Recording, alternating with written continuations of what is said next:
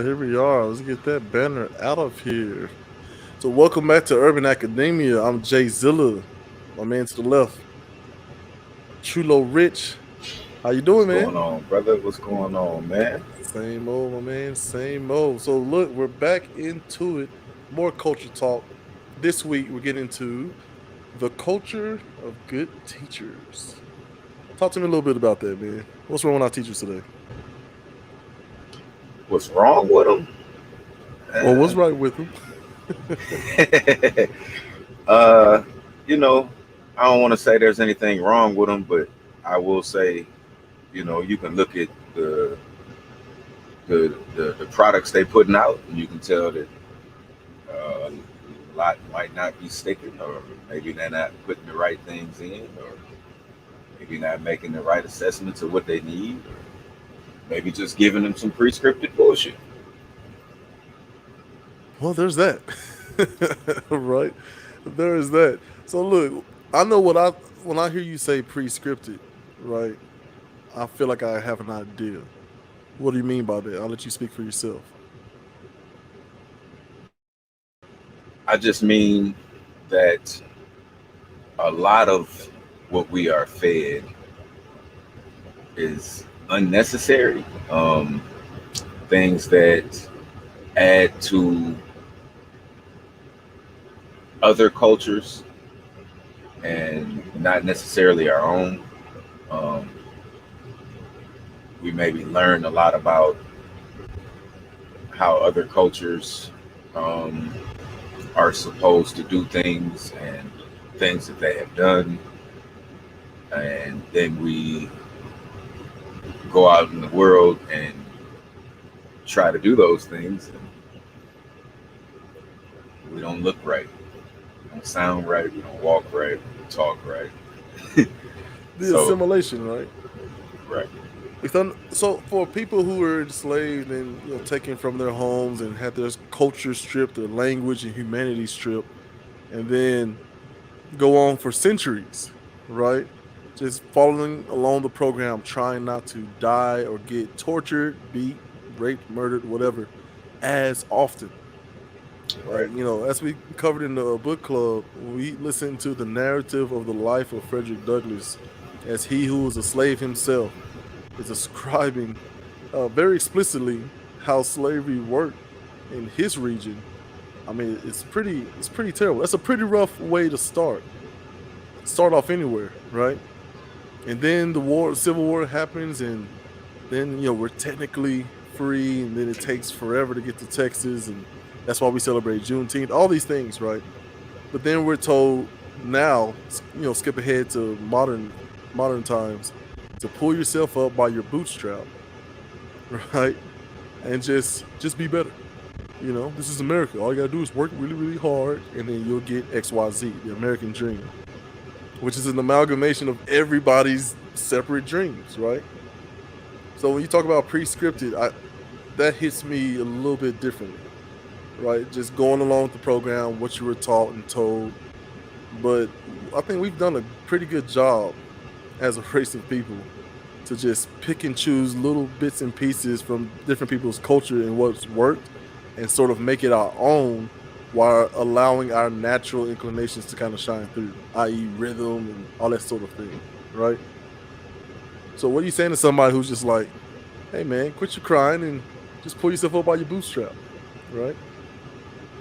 I mean, first off, I say, you know, I ain't done no crying, not in pertaining to you. Um, Secondly, I say, who gave us these boots? Where these even come from? You know Who what I gave mean? us Like, these boots? how am I supposed to be able to do this? What's the plan to do it? And if there is a plan to do it, why do you make me go to school every day and then I leave without the plan to do it? What did I go there for? You know, um, it should not just be hours in the day throughout uh, 12 to 14 years, that you just sit there and take in useless information that you're not going to use anymore. You know Right. what I mean? I've heard kids say that to teachers for years. They're not just saying the shit because it's funny. You know what I mean? Maybe some of them were. Um, there's some truth there. You know what I mean? But they don't have any power in that situation. I don't believe. I believe they have a curriculum. And that's what it says they got to do. That's what they do. I think some of them try to sneak something extra in. You know, they fire those people. So Ooh. I don't know what it is. Um, you got to go higher, I guess. I guess that's where our culture has to do some more changing. You know, what I mean, I guess from what I understand, we used to vote. We used to put parties together. Um, Mm-hmm. we don't have to vote again. You know what I mean? We're gonna have to vote to change some of those things. We want the curriculum change. We gotta give it to mayor. You know what I mean? We gotta get with some of the politicians that are close ranked to us and let them know we don't agree with what's happening. You know, see what can be done about it. So that's the thing you're talking about, right? Deciding your intention when you say you want to help. So that's us, right? When we talk about helping someone, like what is our intent? What is our follow through, and what does it end? That's kind of what we're discussing in today's episode.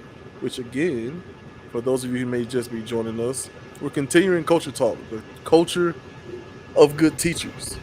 And so we're not just talking about classroom teachers, we're saying in every aspect of teaching, coaching, even even your neighborhood dealer or whatever.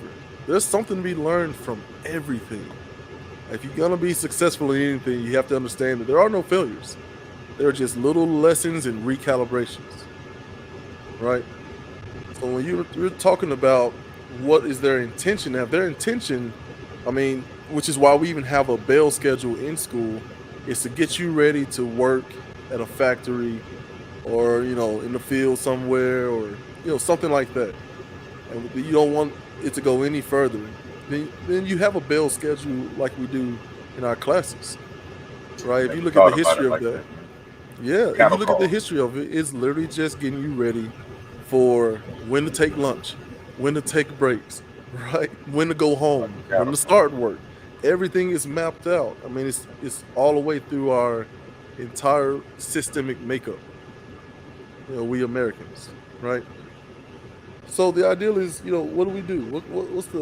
What's the intent? And if you guys want to, join in the conversation, don't be afraid to click this link right there in the comments. Follow the prompts, okay, and then just come on in and talk with us. So we're talking about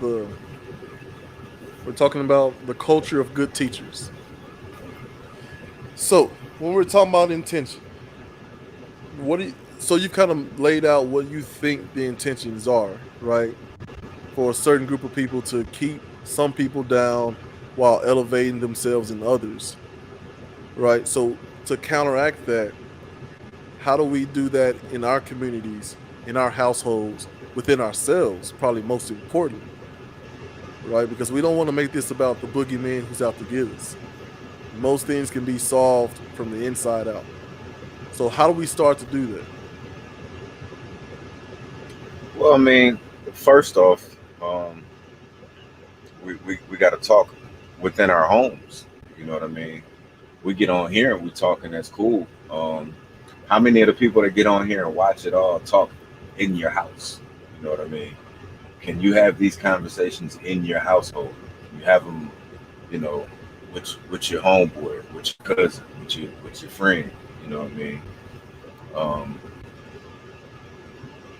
and like we said, being intentional. You know, setting our intentions up front for what it is that we want to do, um, Mm-hmm. and following through with that. You know what I mean? It's one thing to set intentions; it's another thing to follow through with them intentions. You know, what is that? New Year's resolutions and shit every year. Yeah. You know, um, So I feel it. Yeah. yeah, it's one thing to set intentions. You know what I mean? And we don't want to set them just for the fun of set them. You know what I mean? If you're gonna set intentions, Yeah. So have a when reason we and follow through. we want to do this step by step, though, right? The Right. idea of, let's look at assessments, because some people don't even recognize. You and I had a conversation the other day where we're talking about how some teachers don't even recognize, a kid who quote unquote is a mischievous kid or has problems. Like, hey, maybe he belongs in the arts. Maybe we, have him focus on, theater and performance. Maybe he's supposed to be a stand-up. Maybe he's supposed to be some sort of actor, actress, entertainer. You Right. know, so talk to me a little bit about, making the As far appropriate as as far assessment. as that goes, man, that's a part of what coaches do. I know that because Right. I've been an athlete, and I've coached as well. And from my experience and my understanding, I got the most out of a kid by sitting back and watching him. Day one, we introduce ourselves and we play the game. Um, we Hmm. we don't do anything. They play the game. Right. We have an introduction. I throw the ball out. They play. I sit back and I watch. I look and I see who does what naturally. You know what I mean? Naturally, everybody's going to have something that they excel at, Right. or that they don't. Um, and then it's up to you to look at that individual and say, within the spectrum of what I'm trying to do, how can I place you best to help me, to help you, to help us as a team, and that's the job of a coach. Every player is not going to come in and know where they belong. It's up to you sometimes to be able to look at them and say, you belong here. I can tell you belong because you're more fit than this kid. You belong here because you have better vision than this kid. And being Right. able to explain that to the kids and make sure they understand each person has a working role in this system, so that each kid respects the next kid's role in that system. You know what I mean? So, yeah, our teachers got to be able to see. They need eyes. They need eyes. They need ears. And I don't believe they're permitted to use those all the time. I really believe they just got to go with the curriculum. And I think the Right. rest of them don't really give a shit. It's not my kid. I work here, 9 to 5, going home. You know, I can't blame you, but at the same time, if that's how you feel about the kids, maybe you should do something else. You know, you should just let somebody teach that really gives a damn whether they're homeless when they're growing up. Now that's interesting, because the ideal is, especially for those teachers who may think, I think I could do this, but then they get there and they're overwhelmed and it's like, I don't have time or the resources. I got these school loans I got to pay out. Then it becomes just about coming in, clocking in, getting a check, paying back some student loans and all sorts of things, right? So I want to try to be as fair as possible to even those types of teachers. But I like your idea of, one, meeting the kids where they are as a coach, right? You come in and let them play and let them show you who they are and what they're capable of, right? You're gonna see your natural born leaders, your ball handlers, your shooters, people who are problematic, all that stuff, just from Absolutely. observing. So meeting people where they are, observing them, while being okay and humble enough to, I guess, allow others to teach you how to properly assess. So that's, again, in school. Chulo Rich right now is talking about coaching. I can bring it to, the father aspect, right? Parenthood. Meet a kid where they are, give them a chance to show you and themselves really who they are, right? And then me being humble enough to be okay with learning how to improve my assessing. I think that's great. So that's the idea of the assessing. I don't want to get too bogged down, right? So, let's take a I don't know if I'm gonna say a commercial break, but we'll just I don't know, we'll let the video talk for us. How about that? What do you think? Sound okay? I can't hear it yet. Here we go. Are we ready? Yeah, let me just change this. I'm ready when you are. All right, for sure. Very well then. Yeah, I did it. Yeah, I did it. These just ain't lyrics. I really did it. I really killed him. As for the body, I really hit it. I am the reason Jeffrey went missing. I am the reason Jeffrey not living. Jeffrey a bitch. I'll kill him again. It wasn't just me. I had help from my friends, Donnie and Tim. They got the guns, no gun license and registered ones. Paul and Kate wasn't involved, but they sell drugs. Yeah, they move weight like a U-Haul. Jim and Cornelius, they don't pay their taxes. IRS, come get their black asses. Fuck you talking about, nigga? I don't give a fuck about none of this shit, nigga. I've been doing this shit, nigga. I kill niggas. I sell drugs, nigga. Getting money, nigga. I post it all on my Instagram, nigga, so y'all know that's how I'm living, nigga. Follow me, bitch. Give a fuck about none of that, nigga. Yeah. I beat women. I do it for sport, get tickets on purpose and don't show up to court. I got chlamydia, I pass it on purpose. I'm not gonna treat it, I hope every bitch get it. Hey, take 5. What happened? What took you so long to stop it? Right? No, that was great. That was great. I gotta take a phone call. I just gotta call the FBI at the back. Oh man. So look, man, that was courtesy of YouTuber Long Beach Griffey. He does these little skits. So that could be a possible, I mean, because this stuff really happens, right? You see he had the British accent, right? He's going at, he's got, I don't know what's in his glass. He got his little pink coat on or whatever. And then the beat comes on, he tells a story, right? This is definitely, you know, what he's doing the skit about is definitely kind of tying into what we're talking about. Could be the end result, right, of someone who wasn't taught properly, right? That to me, that right there, you know, and shout out to him in the video. You know what I mean? He's acting. You know what I mean? So, you know, no shade when I say what I say. You feel me? But Yeah. I would be looking at, you know, something like that as, you know, and they exist. They got guys like that running around, millionaires, man. Got everybody convinced and they love them. You know what I mean? Oh. And it's one thing to be,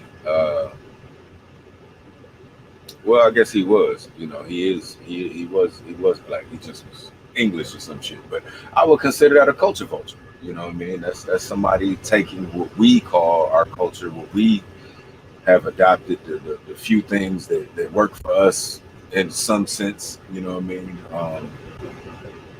And they're eating it. You know what I mean? They're pecking at it. They're taking it from us. You know, so like I said, I call that a culture vulture. So I had a special guest. Oh, for sure. You know, I know how that goes. Look, man, I can live this pandemic life. You know, kids rolling around here. Every once in a while, they slip through the cracks. I know how that works. Yeah, man. So we talk about, first of all, helping people with intention. Then we want to talk about follow through, right? But first, you need to set your actual intentions, right? Like, if you're going to be one of these people who are trying to suppress and all that sort of thing, like, we get your role. We got it, right? You don't want me to come up while you can't elevate yourself. So the best thing you can do is kind of push me down, sort of thing, right? So the ideal is really trying to understand, like, what can we do to, first of all, set appropriate assessments and intentions beneath that, and sort of, I guess, you know, follow through. It's the idea of letting these kids breathe, but at the same time showing them the ropes, you know, things that are rooted in reality. As Manny talks about cultural appropriation, like, huge thing, right? Absolutely. Leonard Luna, man, I'm glad to see you back. Some New Mexico representation here. And like I said before, if you guys want to come on and join the conversation, we're doing culture talk. We're trying to figure out the culture, right? This week's focus is on good teaching, whether it's our teachers in schools, the old man at the workplace, right? Whatever. So everything's a lesson. hit our second point again. Second point, follow through, right? And beneath that is trying to understand letting kids breathe, right? So with that, you know, with following through, And since I'm using coaching to compare these things, uh, to help get my point off,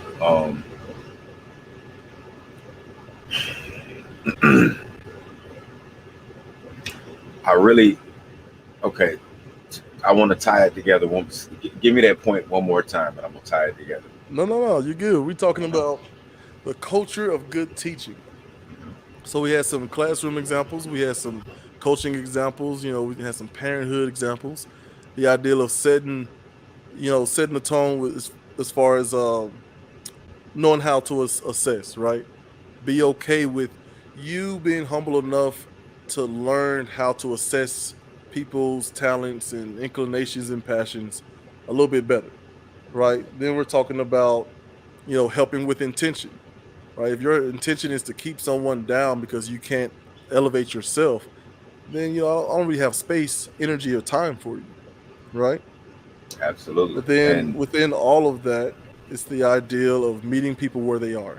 Like your example, Chulo, was to, as a basketball coach, I just let the kids get out there and play. We coaches sit back and just let them play. We'll see who emerge as a ball handler, a rebounder, a hustler. Who cares about playing team ball versus me, right? Who's going to emerge as a natural leader, right? So being able to take that same concept and apply it to just about everything, right? And as soon as we get our assessment game together and we're able to better assess, students, players, neighbors, kids, whatever, right? Co-workers, whatever. Then we can move to that second level, which is follow through. So we set those intentions. What is the follow through, right? And our first point is letting kids breathe, right? Or absolutely, letting people breathe. Meeting where they are, set the intentions, and then letting them breathe, which means letting them make mistakes, right? absolutely. That means I feel working like within the community with a safety net, which doesn't really happen in our community, right? absolutely, Oh, and absolutely. by the Which way, if you want to click that link and join us in the conversation, feel free to do so. Appreciate that. Right there. So yeah, that's where we're at now. Talk to me. What do you think? well, and I love everything you're saying, and just to piggyback off of it again with the coaching thing. I feel like as when you are a coach, your intentions are set when you walk out there. Sometimes it's a contract that hasn't been seen. You know what I mean? Coach usually has one somewhere though. He comes in day one of the season, he leaves at the end of the season. In Mm-hmm. between those 2 points of time, he has an agenda of things that he wants to get done. Overall agenda, and then inside of that overall agenda, puts together bullet points, which are the children. You know what I mean? Each Right. child is different. You know what I mean? I can't put the whole group into this box, even if they're point guards. Even if I got 5 point guards in one box, they're still different. Right. You know what I mean? So I have to look at their strengths, at their weaknesses, and use them accordingly. Because I may have Right. 5 point guards in the box at the beginning of that practice session. By the end of that session, one of those guys may be a power forward. Nobody saw that before. You know what I mean? But I'm looking at the guy. He got 11 rebounds. I got to get him out of there. You know. So when you're talking about putting someone in the box, so the coaching analogy to students, I think it would be comparable to talk about standardized testing, right? You have one test to test thousands of kids a year. And that's supposed to tell you, okay, there you need to go into this career. We need to push this one into that career, right? These standardized, I guess sort of psych evals, the kind of or maybe career, like we do with the who is it? The like the attendance office, right? Where your counselor brings you in, you take an assessment, right? This standardized assessment, and it's supposed to tell me like what job I'm supposed to have. Exactly. You can't do that. 7 point whatever billion people on the planet, each one of us has a different genetic makeup.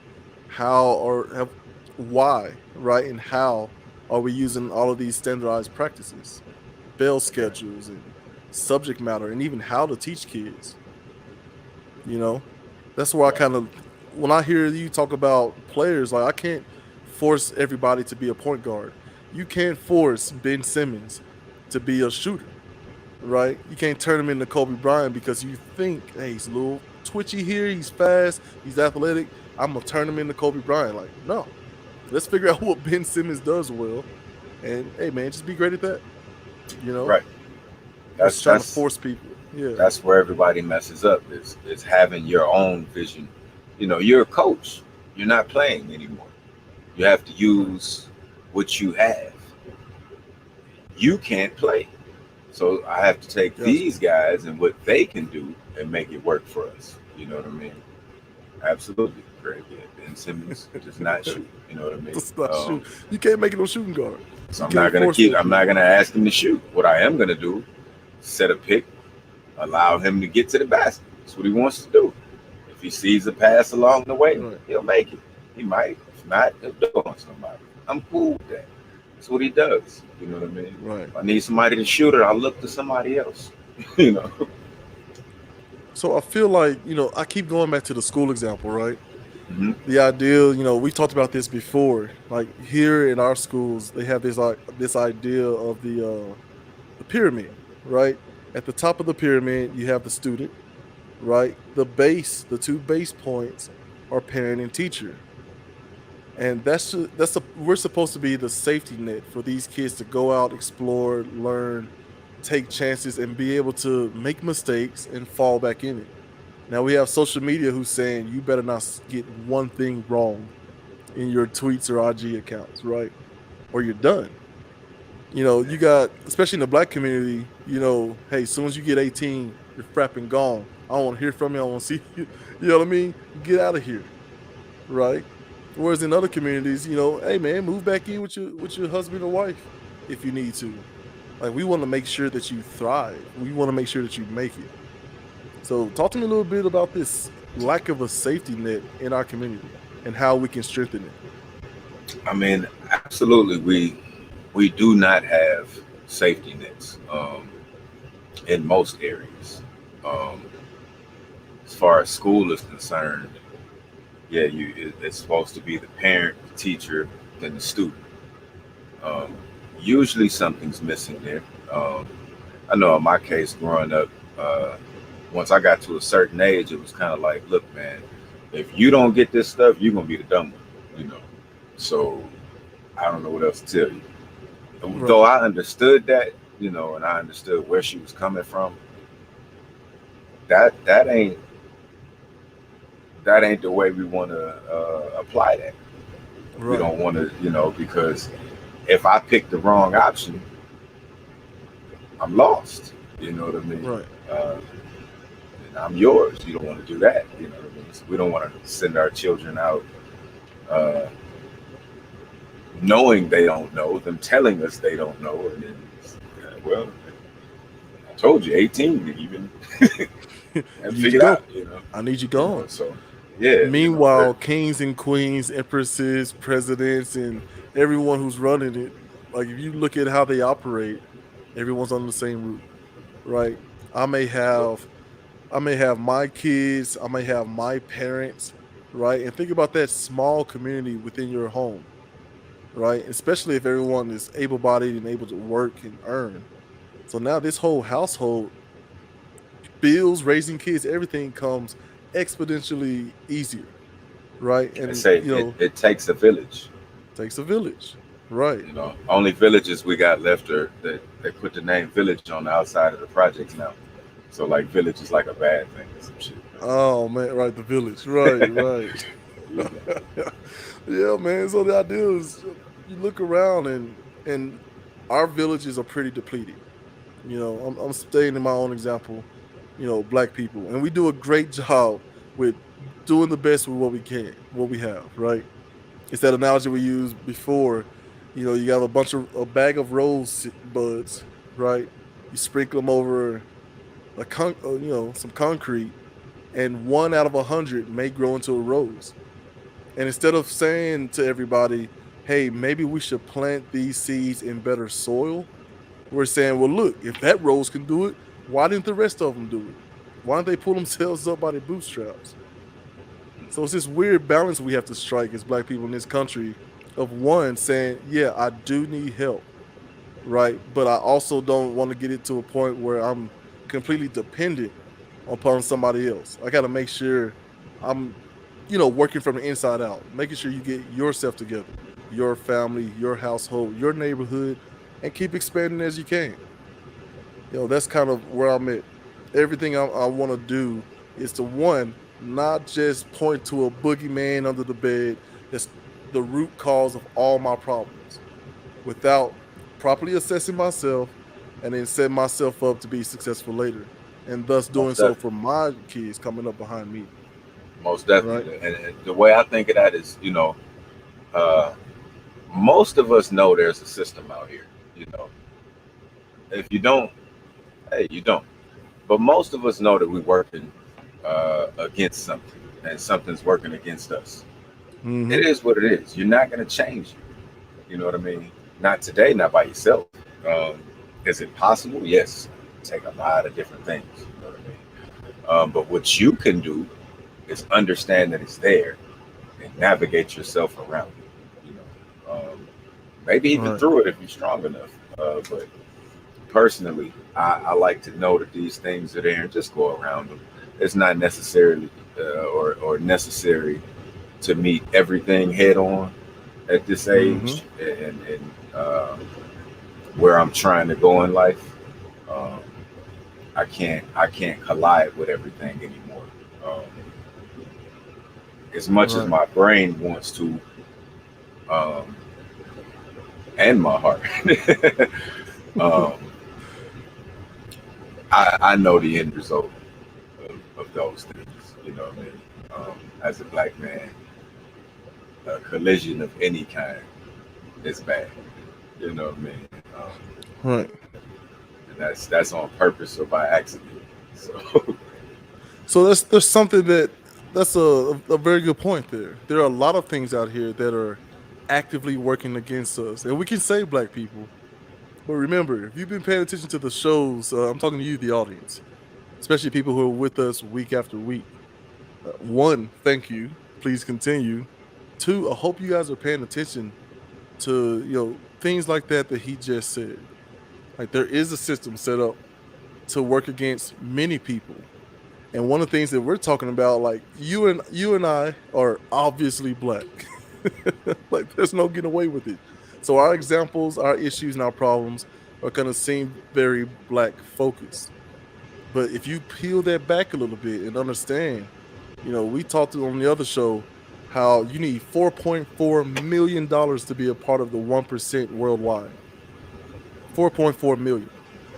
So when I kind of do what we talked about, right? Sit back and assess, right? And thinking about how to follow through appropriately. And I'm watching the things that's going on. This vaccination stuff, the mask mandates, all that stuff. You got a bunch of broke people. I mean, compared to people who are millionaires, right? You got a bunch of broke people yelling and blaming and fighting each other on behalf of a Biden who's you're not even on his radar, or a Trump who you're definitely not on this radar, right? Like, why do we rush to curse out and abuse and just really talk bad to our neighbors at the behest of people like the Democrat? I mean, systems like the Democratic system and the Republican system, right? Which I'm glad Craig Jude is in the chat, man. He opened my eyes up to this little video and shoot, man. I think we. Sorry, I'm doing this on the fly. I should have had this set up. My mistake. it's all good. It's all good. But yeah, But I think a lot of that, man, is just to be in conversation, man. Talking about why people say this and that. I think they just want to have be in the conversation. right. So we're gonna play this video, man. This is sort of breaking down like the real difference, right? While we and I call us broke because we have money, right? We're doing stuff. And, I know my wife and I are working hard. You and your missus, and many other people like us. People in the comments, in the chats, people just watching. We're hard workers, right? But when you talk about a bunch of us going at each other, right, after each other's throats, while this comparison is out there, it's incredible. Go ahead, take a look.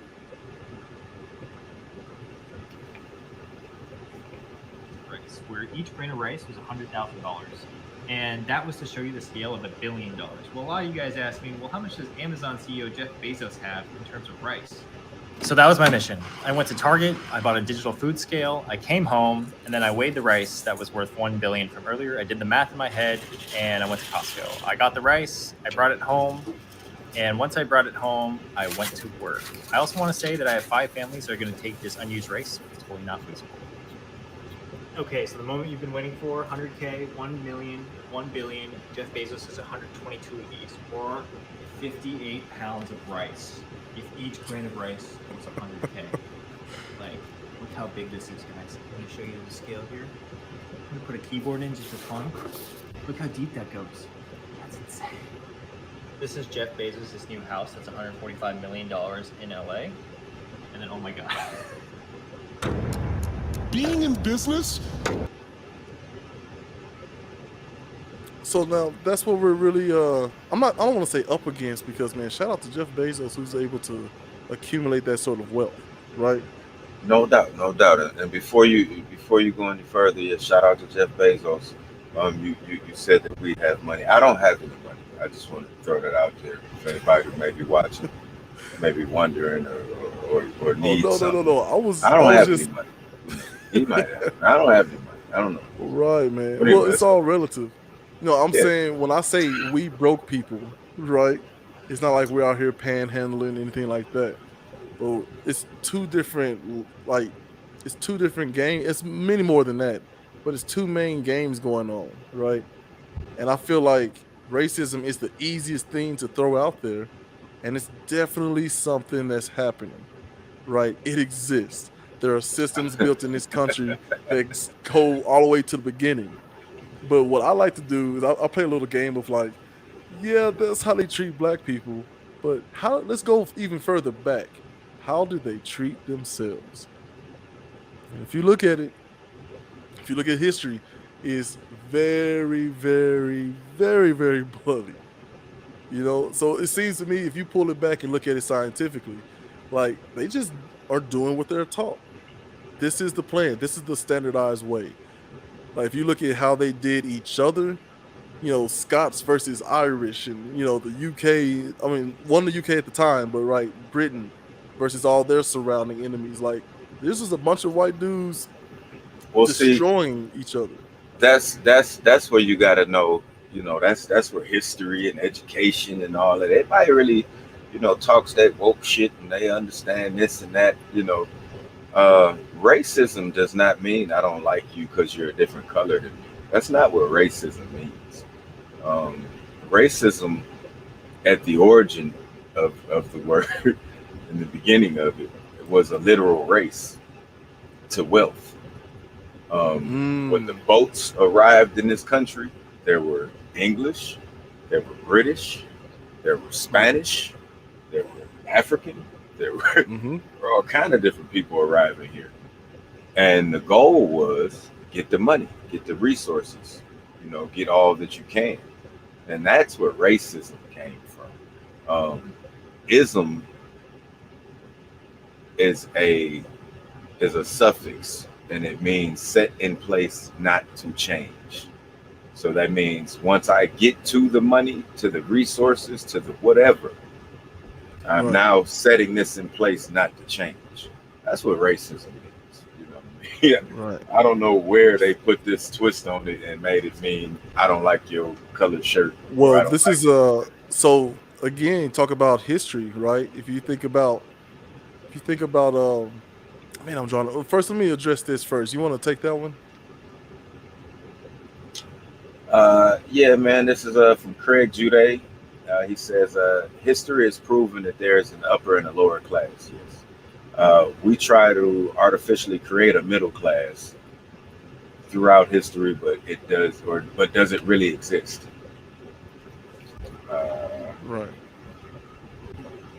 And see that's the thing, right? Like even if you go back to medieval times and all this sort of thing, right? It's the idea that in Britain, the idea was we don't want our working people to be educated. What do they need it for? They don't need to know how to read. To the point that it was banned in a lot of places. Right? Now this isn't black and white at this time. This is the nobility versus the plebeian people, right? The plebs, the poor folks. Right? So the idea is they don't need to know how to read. All you guys gotta understand is this. We own this land and we'll allow you to work the land as long as you're kicking up taxes, and in exchange we'll protect you politically and through war, right?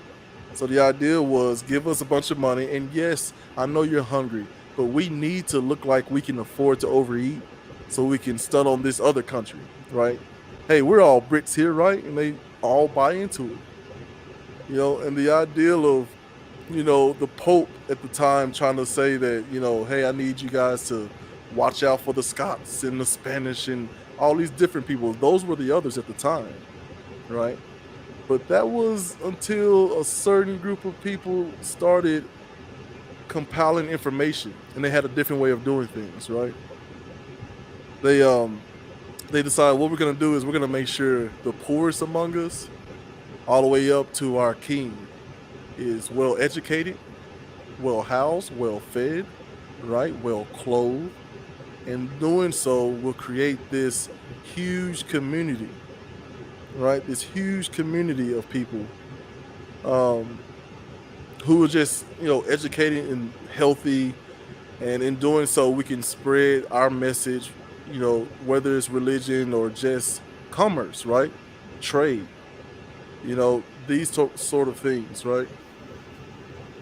And then when that happens, what ends up happening is the Pope at the time then decides to make a decree that, hey, you're no longer Spanish, you're no longer Irish, you're no longer Scots, and we're not any longer at each other's throats. We're all white. And let me tell you about this monster that's right across the channel that's seeking to devour your children, right? I mean, it's crazy how the people who are kind of, at the upper echelon of society, they actively make a plan and decide that, okay, let's otherize a group, and that will mobilize our entire country, whether no matter how much they hate us, towards that focus, right? And I It's feel that that's them looking at, that's number one, that's setting your intentions. Somebody sat down, had a meeting, set their intentions. Somebody said, you know what, this will be good for us, this won't. So we got to figure some things out here. You know what I mean? As far as we're concerned, and I only know this because they put it in their rule book or the Constitution or whatever you want to call these things. right. It still reads that I am 3/5 a human being, Mm, and it reads that based on them having to have numbers for the census report, and white people needing, or white people saying, well, hey, okay, they counted me, they counted the whole community, but I got 19 niggas back here, nobody counted these niggas. I got 156 niggas. Well, so that's where the number came from. So uh, they really pay attention to where our blood is. And as they say, one drop of African blood, and you are considered to be non-white. That's what it is. absolutely. Look, man, we're getting heavy, and as we get heavy, we always want to take a little chuckle break. But yeah, let's just watch something from another culture. This is from Korea. All right. Let's see if you can pick out some similarities between Korea and possibly us. Hold Similarities on. everywhere. I wanna see your reaction to this one. I'm gonna just put us to the side here. All right. All right, here we go.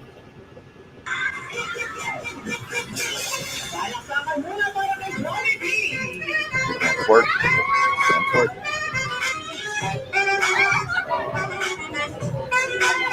Give it to me, So you know what? They got everything they got is better than ours. How they get the eyes to get the dance? Hoop, hit it, get it, Okay. Hey, working hard, that That's little that's kid's not a watching it, Chinese bro. guy though. That's not. I want to see him take the mask off. I need the Oh, mask. get out of here. I need to know No, who's under there. there's a whole. Let me tell you something. Especially, I mean, okay, let me calm down here. So when I went to Australia, one of Australia's like native, maybe not native, but people from Australia, one of their biggest gripes were, oh, these tourists. These tourists come in here and they blah blah blah. And you know, I'm not gonna lie to you. I'm not gonna lie to you, Mr. Rich. I immediately thought like, man, I can't believe they out here talking about Mexicans like that. Because that's all I hear. That's what I see between the lines. But no. Yeah. They're versions of I guess, the close neighbor, them being an island continent, is like Japan. So they're talking about all the Japanese people in there with their cameras and stuff. I'm just like, seriously? Like, this is what y'all over here hating on, man?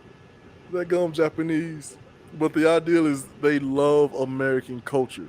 And when I say, Korea, I mean, you got to think about North Korea's situation where there are people willing to risk death, Tony, to sneak in some American jeans or, a DVD or a CD. And they look at this stuff and they like study it like their lives depend on it. And so I guarantee you that's a little Korean dude. I don't get There's it, a team. man. As much as I get it, I don't get it. You know what I mean? Right. What I do know is we are the salt of the earth. You know what I mean? So we do put a little Right, seasoning, man. a little soul on everything we do. So it is what it is. Right. So get into that Moor talk a little bit, man. When the Moors were, approaching not through violence for the most part, because there's always violence, but not through violence because they didn't even have their own standing army, right? Because they were more engaged at education and culture and expanding that because they understood that was the true power, right? It's the same thing Frederick Douglass said. Once my mistress was trying to teach me, a slave, how to read and write, and he saw the master's reaction to it when he got home, right, which is to rip the books and the pages away from them and explain how dangerous it was for him. And how he explained it, like if he understands his situation, like he won't be able to handle it, and he'll most likely, commit suicide because of his predicament, rather than even slit our throats, we his captives. Right? That's a very everything. old idea. So That's they're everything. That's the government. That's the Men in Black, the guy with the clicking thing in your face. You know what I mean? You can't handle shit. Apparently. the neuralizer, I think is what it's called. Yeah. That's my nerdism coming out, man. So yeah, man. So the idea of like, again, we gotta sweep away this line of thinking. I really want to toss this from all of my shows. It's not about the boogeyman under our bed, right? It's about you yourself working on you, and then expanding it to significant other, children, community, so on and so forth. So one of the things we have to, pay attention to is how people who are successful at it, right? And this isn't necessarily assimilation, but what this is understanding like people, and they're like, we were talking about safety nets, right? Like a safety net for us is like, man, you got 18 years to understand the whole world, and then I need you out of my house. That's the black way for a lot of people. But for other groups of people, that safety net is college, right? I'm gonna educate you, and not only in how the teachers are teaching you, but I also want to teach you critical thinking.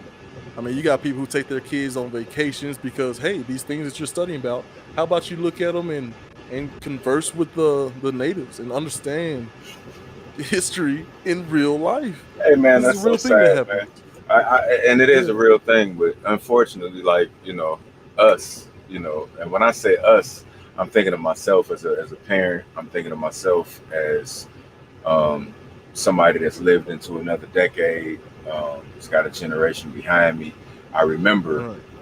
some things about life previous cell phones and all of this computer. You know what I mean? And life is hard in certain areas. You know what I mean? Most of us have really tried and thrived in put one foot in front of the other to change our situations and make sure that our kids didn't have situations that were similar or worse. We all tried to elevate them. So for my son, yeah, and he's younger, so he ain't got to the point where, they might talk about other countries, but yeah, we're not doing that yet. But I have taken him down to random hoods and pointed out random, random junkies and different shit I know he didn't want to be. You know what I mean? But that's necessary too. You know what I mean? Because he think everything's sweet. He ain't never seen the rough side necessarily. Same here. Same here, bro. When I tell you, like, when I'm telling my kids why it's important to practice discipline, right? Like, don't pile your plate up, eat a little bit, then try to throw the rest away. Like, what this sort of thing leads to? Yeah. I Then I turned to my 600-pound life, and we gawk at the big. You know who I'm talking about. I ain't right. Shout out TLC, right, man. But no, I take them sometimes just, and I know some people will probably gonna hear this and be like, why would you do that? Right. You'll have this situation where one of our daughters always thought like, hey, I got an idea. I want to go play. And so they would just leave the house. And, I'd come out of my room or wherever and, looking for it. She's just gone. You know what I mean? So the panic sets in. I'm calling the phone. I'm looking around the neighborhood. And I was just at so-and-so's house. Like, we had no clue. You don't understand what goes off. Come on, get in the car. Where we going? Oh, we're going to Walmart. Get to Walmart. I want you to look at this wall. Tell me what you see. Oh, missing people, Dad. Like, yeah. See that little girl right there? They still can't find her. That little boy over there still can't find him. Look at this grown person up there. That's an adult. That's what the world calls an adult. 19 years old, right? You should be able to just, you understand life, right? At 19, even though studies show that the human brain doesn't finish developing until age 24. Whatever, right?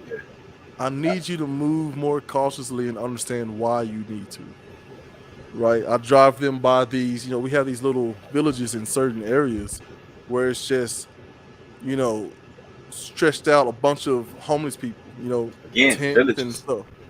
Again, villages, right. There's that word again, right.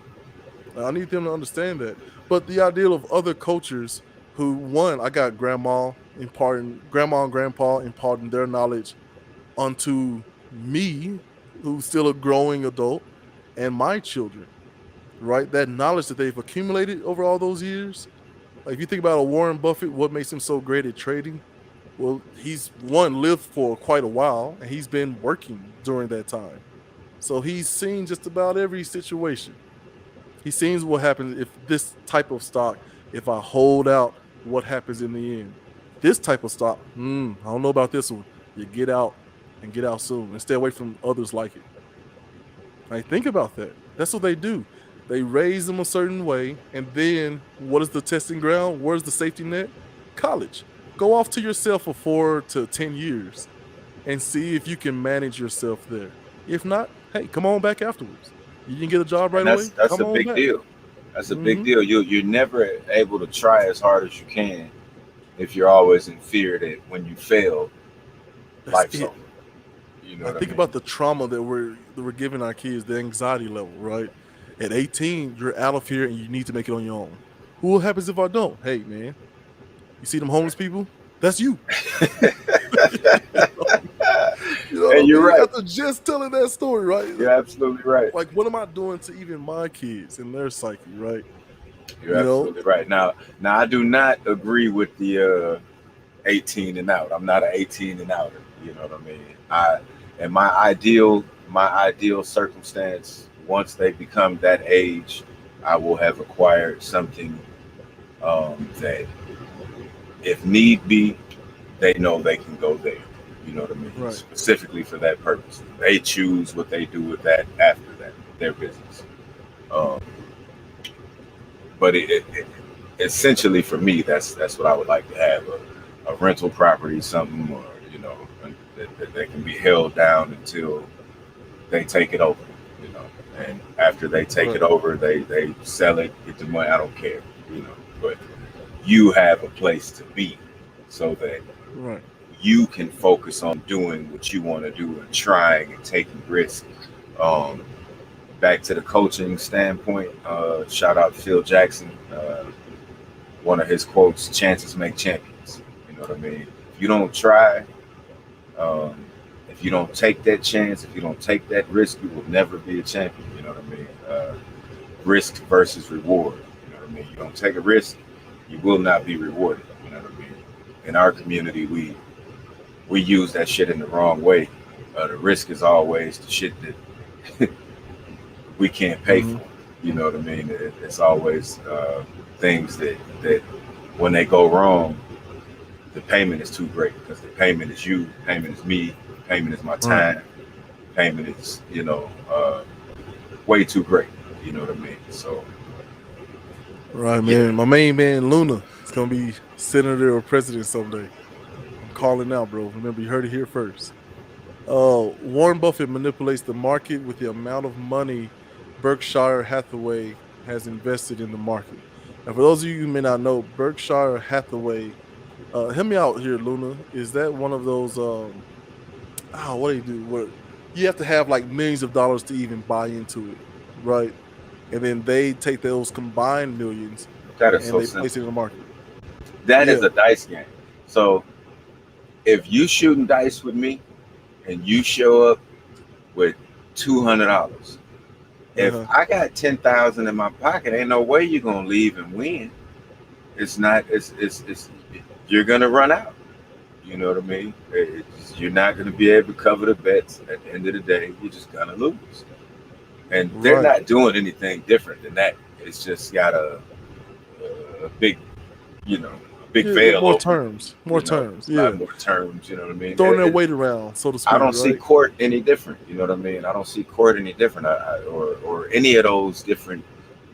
All them guys in suits, Hedge I see fund. gangster shit. You know, they come in with Yeah. the suits on, but I see you doing gangster shit like it. A corporate takeover. That's it's. Think about Yeah. what's happening there. That's some gangster shit. You know what I mean? You just But again, like what people choose to do with the accumulated knowledge and experience is not the point that I was making. Like Luna, you're absolutely right. I think there's a documentary on HBO Max about Warren Buffett. I think it's extraordinary. This dude talks about how his father and his mother encouraged him to read and invest and do certain things when he was a little boy. I never heard about a hedge fund until I was an adult. You know what now. I mean? Or Did maybe his I heard parents it, but I have a didn't know what hedge it fund? was. No, my parents did. My grandparents did. Their No, great Warren grands did. Buffett's. Oh yeah, yeah. Well, no, Right. no, no, no. They didn't have a hedge fund. Hold on, they didn't have a hedge fund. Let me see So what this the is. ideas that they talked to him about, you don't think they were already involved in those? Oh yeah, yeah. But that's what I'm saying. But they were operating from the platform that their parents left behind for them, and so on and Absolutely. so forth. Bro, we didn't even Absolutely. get into the school. Look, we overtime. What do you think? You do a little overtime? Hey man, it's on you, man. It's your So call. look, man, we didn't even get into this school shortage thing, right? So he says, sorry, Mr. Luna says, president never just an active member of the community. So yeah, so we're talking about platforms, right? And we're talking about how loving and nurturing they were, and giving them the information that they had. It was that simple. They had information and they gave it to their child. For a long time, especially in this country, we were not allowed to even learn or attempt to learn how to read. Now understand, while this child is being nurtured and hey man, you need to read, Billy. You need to eat right, you need to stay active, you need to be okay with taking your time with things, right? This guy bought outdated candy and sold it for a higher price, and thus beginning the little seedlings of the monster that um a Berkshire Hathaway has, that allows him to give away. I don't even know how much he gave away to the Bill and Melinda Gates Fund, but it's quite substantial. But what he did is exactly what you did. He showed up to the dice game, threw Did his they weight need money? around. and waited Bill around. and Bill and Melinda are struggling. Are they struggling? Okay. No. I said he showed up. No. Not struggling. He donated to their company, Oh yeah. Yeah. the Bill and Melinda Gates Oh, well, shout out to them. fund. You know, we got companies that could stand to take donations. I know Bill and Melinda, you know, really need everybody's help. But yeah, Bro, I'm we, you telling know, you. maybe Now it's donate to wait, but it's okay to say that. But if you look at the list, I wish I'm gonna have to find that link and put it in the comments. When you look at what, so he didn't really donate to people over his time at Berkshire, right? What he did was he just amassed a huge amount of money, and then he decided, okay, I'm gonna give most of my money away, right? And him doing that to the Bill and Melinda Gates Foundation, right, allows for so many different things. So we don't want to take that lightly, right? I mean, it I sounds don't I like don't I don't doubt that. yeah, I'm certain he could have given that same amount of money, half, a quarter, 5%, 0.2%, to various organizations that I'm certain would have helped us as well. right. But no, not hating, not hating. I would love to see some organization that looks like me, sounds like me, be blessed with funding of that nature. So you turning me into a puppet defender. Like, okay, man. Here we go. So your boy Warren Buffett donates another $4.1 billion and resigns from from the Berkshire, right? But I can't remember like the list of, if you look at the list of places where that money goes, because they have to report that, right? A Right, lot of people don't really look at that stuff. I mean, me being one of them, it's right. boring. But it does go to a lot of people that look just like us. You know what I mean? Okay, But okay. he is not the norm. He is one of those people who are kind of outside. Like he's an outlier, Well, I right? want to look into that. Usually it's like a rotation of, I'm gonna give to this university. They're gonna let my kid in, and that's sort of Mhm. a rotation, right? But he gave to causes that he believed in. It was gonna better the world, and you can't better the world and leave certain groups of people out. You know what I mean? It's that Martin Luther King thing that he was saying in one of his speeches, talking about why you should love your neighbor. Because if you don't help your neighbor when he's hungry, if you don't help him fix his roof when his roof is leaky, all this stuff, right? He goes on for at length, right? Well, what happens when your neighbor is struggling so much and so desperate? What do they usually do? Do they drive 50 miles across to the nice side of town and rob a bunch of white folks? Nope. I'm gonna go right next door. And I got to steal this TV or, jack this car in their own neighborhood. So why it's important to give to your neighbor? Hold on, Warren Buffett. Hey, my boy And then people Luna, say that looking like stuff a like it's a producer. people say that like it's a choice and like it's a they're gonna hurt people in their own neighborhoods and this and that. Them niggas don't have money to get out the neighborhood. They gotta hurt somebody in the neighborhood. I understand how it looks, but I also Right, understand how it feels, and I've been a part of it. So, and not only have I been a part of it, I'm a part of the latter part of it. So I can look back and see what they've been doing all this time. It's not new. You know what I mean? I not new. understand Right, why everybody's angry. The shit happens every year. It gets hot. Niggas get shot. It's not gonna stop until things change. You know what I mean? So right. So I now look we get forward to to some of the how to changes. make things change. And so we understand education, resources, and all that sort of thing. But how do we acquire those things? Right? I mean, it's going to take a significant amount, one, of work on our own, and two, a certain amount of philanthropy. We as a culture have to work on making education cool again. There was a point in time where being smart was cool. You know what I mean? Specifically, I remember when my brother was in high school and shows like A Different World were out, highlight black Right. kids going to school. Um, it kids wore the medallion, the African medallion necklaces. All the music was intellectual. Everybody was trying to show they was smart. You know what I mean? Because that was cool. You know. Now it's like the dumber you talk, the cooler you are. You know, if I But you if got I to make think it to about where it. you can't understand what the fuck I said, I'm the coolest guy in the world. But if you can actually understand what I'm saying and I articulate to you, now there's something wrong with me. You know, But we, you got to we gotta. understand the genius in it. I know it's pretty bad to look at it that way, but that's what it is. The Oh, for genius of sure. that But that's is to not get new. somebody. That's Yeah, not new. Ice cream. We love ice cream. What's your favorite flavor? strawberry or vanilla is a tie. All right, that's not how I meant that, but yeah, that's mine too. Cause it just I think it's a you know what I'm saying. But uh, America's favorite flavor is Vanilla. vanilla. Okay, Yeah. vanilla ice cream is color White, white, but a vanilla bean is black. black. Mm-hmm. So vanilla ice cream was black.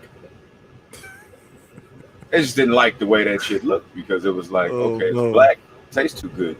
Got to change it white. You I feel know. like there's a huge contention for chocolate. But and this is my point, right, to a lot of things. There's a way to overcome, right? There's a way of overcome. We just gotta look for it. Like when you talk about, black people feeling like, we talked about what was it, hashtag Black AF, right? Or he's talking about Sunday's best. Like black people equated looking great and sounding a certain way to acceptance because when those slave owners dressed up their slaves to bring them to church to kind of parade them around, like, look how great of a person I am, right? Look how great I am. Look at that's my slave over there. But don't he look good? And then seeing the difference in how they were treated, they just made the direct connect to like, man, put these clothes on and white folks love me. And Okay, that's real. We gotta we look fly. we we as a culture have to start doing some of the things that we say. Like in the culture, we always talking about peep game, peep game, peep game. Well, do it, do it. Um, that's a part of the game. You know what I mean? Shout out to the niggas back then that did peep game. Shout out to the niggas that instead of peacocking, they was able to say, "Man, fuck them suits. Let's learn to read." You know, that was the real shit that they was doing.